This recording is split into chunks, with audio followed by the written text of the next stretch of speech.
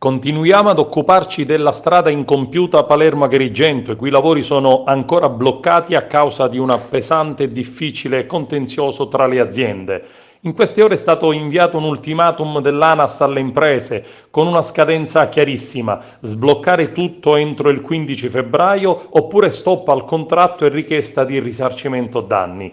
L'ANAS cerca in tutti i modi di forzare il blocco sul cantiere della Palermo-Agrigento con una diffida alla CMC, l'azienda emiliana che gestisce insieme ad Integra i lavori sulla statale, che ricordiamo alla fine dell'anno scorso ha chiesto il concordato preventivo.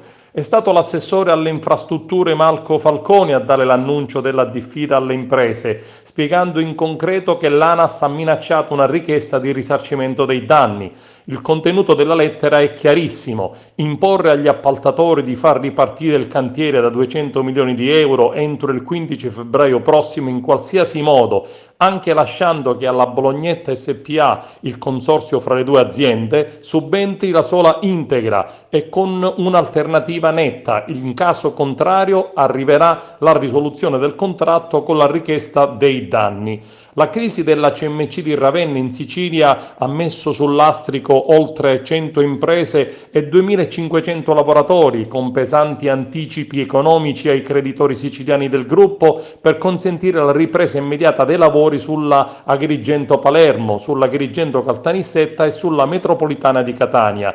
Siamo pronti alle barricate, aggiunge il comitato di imprese, e a dar vita ad azioni di protesta eclatanti in mancanza di risposte in tempi brevi. Si comincerà sabato prossimo 2 febbraio con un corteo che sfilerà dalla Galleria Sant'Elia fino all'abitato di Caltanissetta, al quale parteciperanno non solo le imprese di lavoratori ma anche i comitati dei quartieri e dei centri isolati, i sindaci del Nisseno, dell'Agrigentino e del Palermitano coinvolti nella vertenza.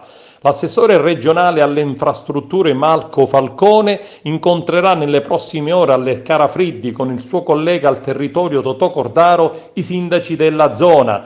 I lavori per 35 km di superstrada sono iniziati il 27 febbraio 2014 e dovevano terminare dopo 1200 giorni, ma dopo un contenzioso che ha bloccato tutto per mesi tra la Bolognetta e l'ANAS, tutto è diventato un miraggio, come il posto di lavoro per le 200 persone che vi lavorano tra diretto e indotto. Un cantiere che ad oggi ha moltissimi dubbi e poche certezze.